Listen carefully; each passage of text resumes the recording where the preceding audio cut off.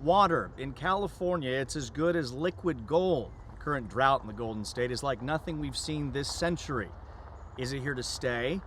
What options do residents have to work through these tough drought conditions? And what are local leaders saying about this extremely difficult problem? I'm Jeff Powers, and for the next half hour, we're going to explore the drought in California, look at the extreme conditions, and ways you can help ease the water burden.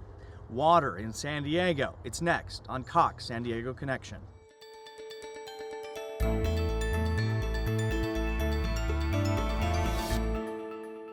We're at the Water Conservation Garden. We're just adjacent to the Quemac Ecology, and we were talking water conservation of all things with Chairman of the Board of the San Diego County Water Authority, Mark Weston. Thanks for joining us, Mark. Good to see you. Thank you for having me. We are in a severe, catastrophic drought condition in California. What can you say to residents who might be concerned about the conditions that we're in and what they're going to have to do in the coming years? We've had 3 years of an extreme drought condition, and last year was the hottest year and the year of the least amount of water produced in California. And much of the state was in extreme drought for the entire year. We were hopeful that in December, when we saw the rains, that we would be getting some relief. But January has returned to be very, very dry. So we must be diligent about stretching our water supplies that we have available to us. And so I encourage every resident in San Diego County to look for ways that they can reduce their water usage. We've reduced a little bit in the last certainly few months, 6 months to a year. But if we are continuing on this program of no rain, we're going to have maybe another 10% decrease in our water usage. Is that about fair? Yes, I want to thank the residents of San Diego County for responding so well. We had a significant drought in 2008 and 9, and since then, residents have reduced their per capita water use by 20%. Now that's significant. Part of that is inside the house usage, and a lot of it is irrigation outside. So looking forward to this year, if we do not get relief from these dry weather conditions, we may be faced with continual water reductions, and we will know much better in March what the actual long-term conditions will be for 2015. Cities are responding. They're building their own pure water programs, their own desal plants. How does that impact your business and your relationships? We've prepared a master plan for the County Water Authority that goes out 25 years, and we anticipate that there'll be more local water development, whether it's irrigation recycle water projects, groundwater cleanup projects, pure water programs such as the City of San Diego and others are considering the same, or the County Water Authority in which we're building the first desalination plant in the Western Hemisphere of a size of very, very large size, 50 million gallons a day. So local development is really important. In terms of relief to this year's drought or next year's drought, these are long-term projects. So we expect those projects to be built, but in the immediate future, we really need people to use less water. Well, let's talk about the immediate future and talk about residents and examples. They can go to your website perhaps, or they can take tours and learn more about how they can landscape better, how they can conserve more water in their businesses, their homes. That's important, isn't it? Absolutely. The County Water Authority has a website which is really helpful in terms of looking for ways for either rebate programs, educational programs, encouraging people to come to facilities like the Water Conservation Garden to get ideas so they can re-landscape. When I re-landscaped my house, I came here and got some great ideas. So I think that it really is important for people to use those resources. San Diego County Water Authority has got a great website, and we encourage folks to use that. Is it difficult for residents to get rebate programs or get involved in that kind of a money-saving adventure? Certainly, much of the information is education, just giving people ideas of what they can do. There are turf rebate programs or replacement programs, and they can get all that information on the website. When you were with the Helix Water Authority, you built this facility or designed it and worked on it.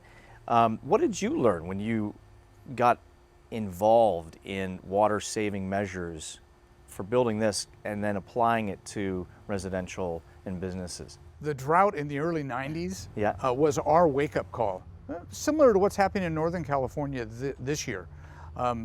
Extreme drought. So in the early 90s, we who were involved in the water industry realized that our residents needed an educational facility to learn how they could do things differently. So Helix Water District and Otay Water District collaborated with Cuyamaca College and built the Water Conservation Garden.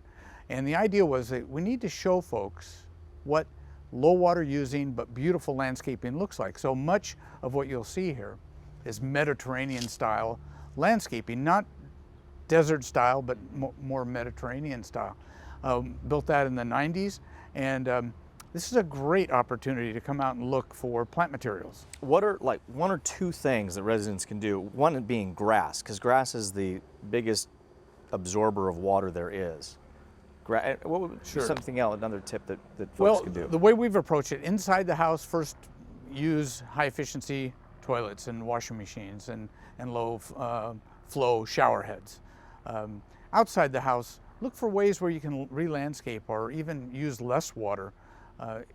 We have a tremendous amount of water being put onto turf, and frankly, that's a really tough, really high use of water. So I, like many folks, pulled out that turf and used a combination of low water using landscaping, bushes and mulch and trees, and you still get a very high quality landscaping, but you don't need all that turf. Yeah, you certainly don't. Well, thank you for joining us today. I know water conservation, it's a hot topic, but it may be time to double down and really get into saving and conserving water in this region. More than what we've done. You're absolutely right. We are always at the end of the pipeline in San Diego. We've done a lot to build additional facilities such as our desalination. Yep. With a lot of recycled water, but we can do so much more. There'll be more water recycling coming online, and of course the residents can use less water. So just one statistic that's really fascinating is in 1990 we used a certain amount of water. Today we're using the same amount of water in the county, but our population has grown 700,000 people. 30% more people are living on the same amount of water. That is a tribute to our residents. Nice to see you. Thanks for stopping by. You're informative and obviously very important on this subject, so good to talk to you. Thank you. Nice chatting with you. When we come back, we are going to talk about the City of San Diego and that Pure Water program. We'll be right back. San Diego has done a great job saving water, but drought conditions are worsening and the need to save water is more serious. Mandatory water use restrictions are now in effect. Here's how you can save water. Limit outdoor watering days and times. Water only during the late evening or early morning hours. Eliminate runoff. Sweep instead of hosing surfaces. Repair leaks within 72 hours. Learn more about local restrictions and water-saving resources at winandDrought.org.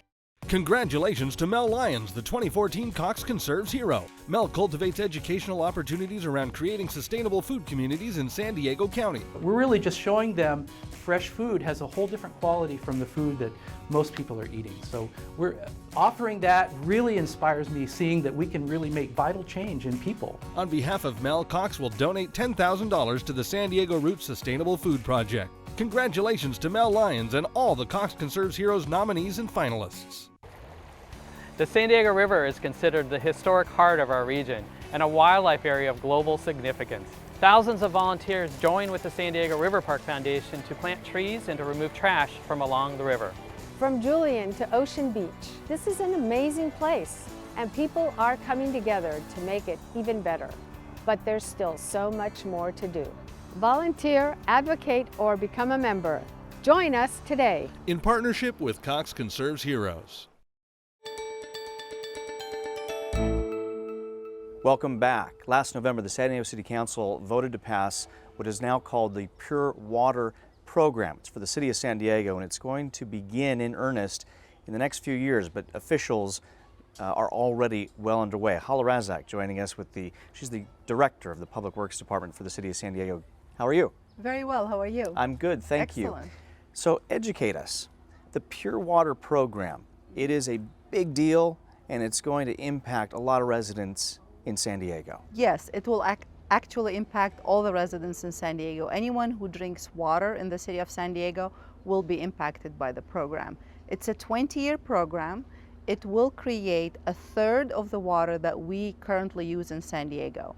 It's going to be safe, secure, drought-proof, and locally controlled. So we're very excited. Let's talk about it now. Whereas before this water would go into the ocean, it's being redirected into this plant, which is off the 52 and the 805. Yes. And it's going to be there where it's going to go through a process to be cleaned, right? That is correct. Right now, we are over there processing the kind of water that is used for irrigation and cooling towers. What we are planning to do, we're going to take that water, put it through 3 other treatment processes: microfiltration and ultrafiltration, reverse osmosis, which is the same technology that's used for desalination, and then ultraviolet and peroxide treatment. Once the water comes out from these processes, it will be the purest raw water that we have in the city. We then take this water, pipe it into a reservoir, San Vicente Reservoir. It will stay there mixed with other raw waters, then will be pulled, treated again, and introduced into the potable system. So why now? Why the emphasis on this? What was the impetus to get this program started in the city of San Diego? Lots of things happened and converged at this time. The first is the historical drought that we have. We are in the middle, starting the 4th year of a historical drought in California. We also looked at what's going on with the cost and the prices of our imported water. Not just today, but looking into the future, these costs are increasing, and it became evident to us that we really need to concentrate on becoming more independent in our water supplies. So the technology is mature. The technology has been used since 2008 in Orange County. If you've been to Disneyland, you've used this water. I've had that water. That's It's right. good water. You have. It's excellent water. And we have over 9,000 test samples to prove that it is very safe and it's very reliable. Okay, so for residents, Yes. Pure Water program. It's going to be starting in 2023. I know that's a little bit out there, Yes. but what does it mean? Do we know what it means in terms of price? It is really comparable to the price of imported water today. As imported water prices increase, that's when you're going to get the gains. Okay. It is right now slightly lower than desalination costs, and it is a supply. The beautiful thing about this supply is that it is here. We have the technology. We already have the resource, the water that we have. So all we need to do is treat it and make sure that we use it again. And for folks that might be watching television in a few years, they're going to be seeing some Pure Water program advertisements or some Pure Water program commercials, if you will. This is what that's about, right? Absolutely. Okay, Yes. and if they want to go to the facility, they can. You give tours there. Yes, we have a demonstration project and we provide free tours. So bring your school group or Rotary Club. We will be happy to give you a tour. So in 20 years, again, a third of the water that we use in San Diego will be from Pure Water. It's really very exciting. It's a generational project, and I'm thrilled to be part of it. And the only reason that we're doing it now is because the technology has come to the point where membranes are being created so you can purify this water to Yes. where, and it's become economical. Yes, Okay. exactly. Okay. It's become economical. We've done extensive testing. It's very safe, and it is drought proof. I mean, we're not going to run out of the water because it's coming from the water that we're using and we're treating and we're recycling. And also it is local. We have full local control of it. Why is it taking so long? Why is it 9 years out? Well, we are currently in the planning and in the design phase. We have a very large system. We provide water to 1.3 million people in San Diego, and a very complicated system. We want to make sure that we build it in the most effective and efficient way. So we're doing the planning and the design. We're going to try and figure out what is the best, least expensive way to build this facility.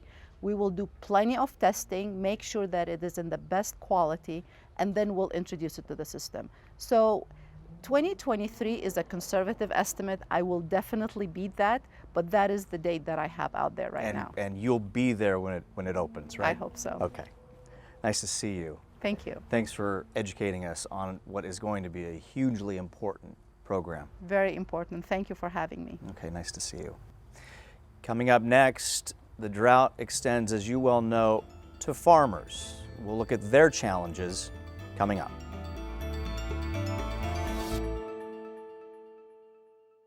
Have you ever noticed how much plastic you use on a daily basis? From your morning cup of coffee to that bottle of water, plastic surrounds us. We throw it away, but where is away? Much of the single-use plastic that we use makes its way into the ocean, getting stuck in circular currents called gyres. The sun breaks it into smaller pieces, but the plastic is still plastic with an unknown lifespan. Help us save our oceans today and stop using single-use plastic. Brought to you by New Ocean Blue, the splash without trash. San Diego has done a great job saving water, but drought conditions are worsening. It's time to save water now. Mandatory water use restrictions are now in effect. Visit winandDrought.org to learn more about restrictions in your community. In 1945, Navy widow Barbara Cox christened the USS Midway, which served America for 47 years. Today, 45,000 students a year participate in field trips and educational programs through Midway University. USS Midway Museum salutes Cox Communications and the James M. Cox Foundation for a $1.5 million grant to expand Midway's educational programs as they build a bridge between the greatest generation and America's future generations. I can't wait to make new friends, to go on an adventure, to explore new worlds, to have fun. I can't wait to be a Girl Scout. Start the fun now. Join Girl Scouts today at joingirlscouts.com.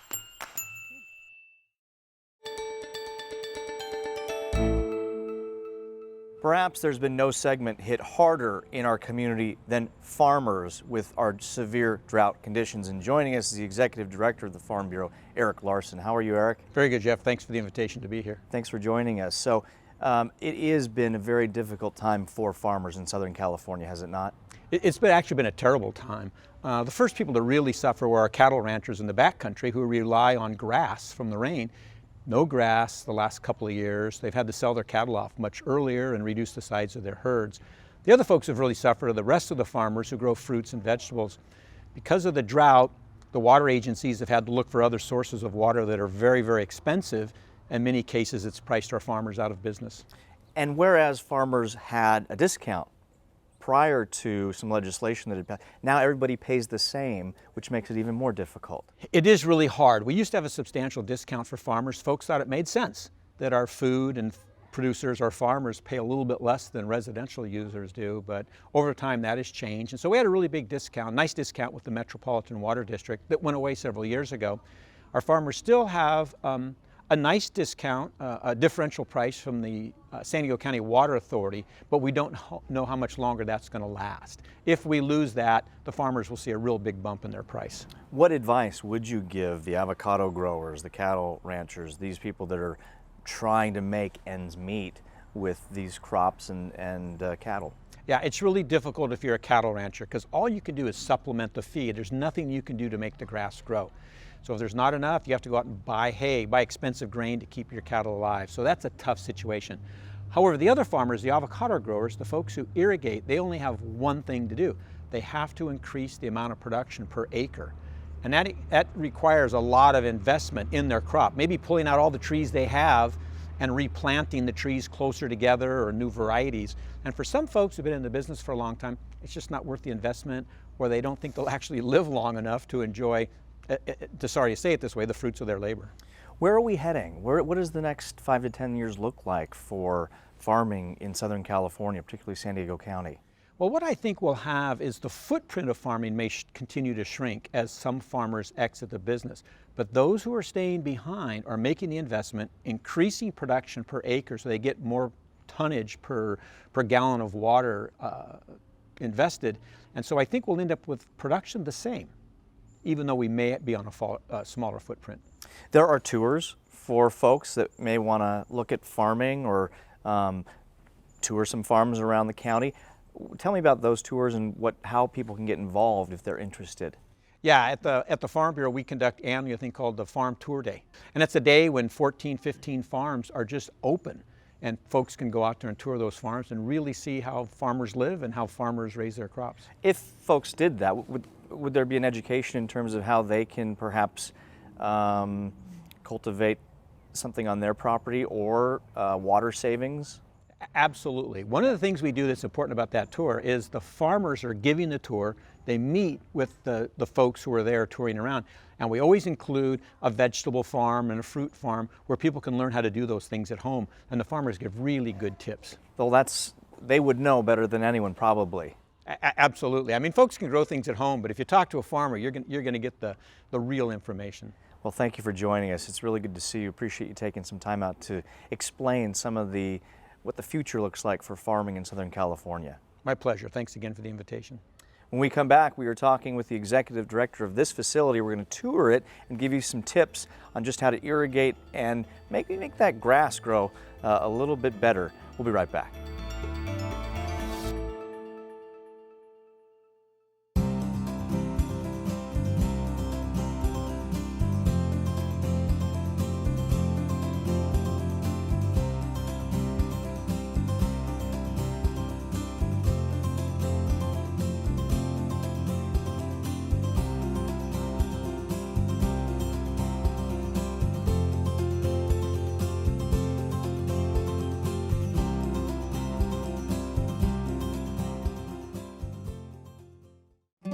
The Tijuana River National Estuarine Research Reserve is the largest coastal wetland in Southern California. Estuaries filter out toxins and provide flood control. They are feeding, breeding, and resting areas for a multitude of fishes and resident and migratory birds. The reserve has forged an unprecedented partnership with Mexico to address cross-border impacts. Come visit the award-winning Tijuana Estuary Visitor Center. It's a fun place to bring your family to hike and birdwatch, and it's free. San Diego has done a great job saving water, but drought conditions are worsening and the need to save water is more serious. Mandatory water use restrictions are now in effect. Here's how you can save water. Limit outdoor watering days and times. Water only during the late evening or early morning hours. Eliminate runoff. Sweep instead of hosing surfaces. Repair leaks within 72 hours. Learn more about local restrictions and water-saving resources at winandDrought.org.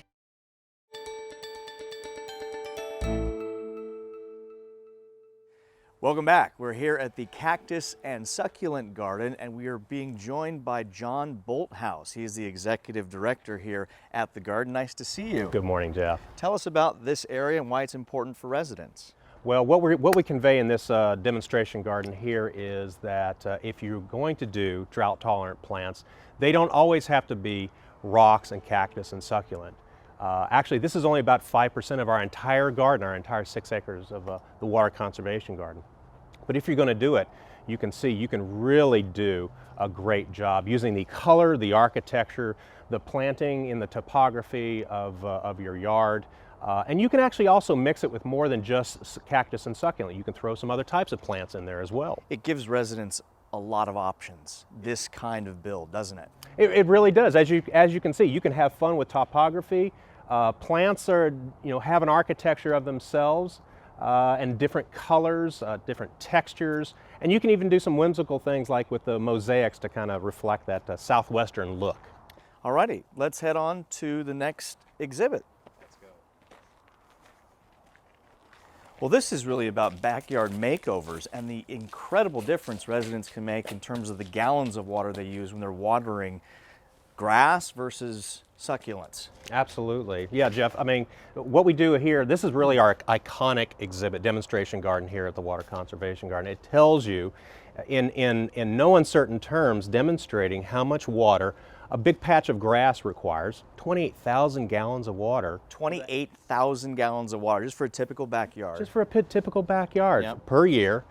Or you can have a beautiful backyard with lots of California native plants or plants that really thrive in California's climate, and you use less than a quarter of the water per year. 6,000 gallons of water per year. Yeah, I think it really speaks for itself. It really does. It's a significant difference. And it's not just the plants, right? It's this style in which you're going to water your plants. That's a very important point, because it's all about the way in which you do your irrigation. You can have great plants, but if you waste the water by spraying it all over the place, not only are you going to waste the water, but you're not going to water the plants. It's not going to do any good for the plants. So proper irrigation is very important. Let's go to the next exhibit.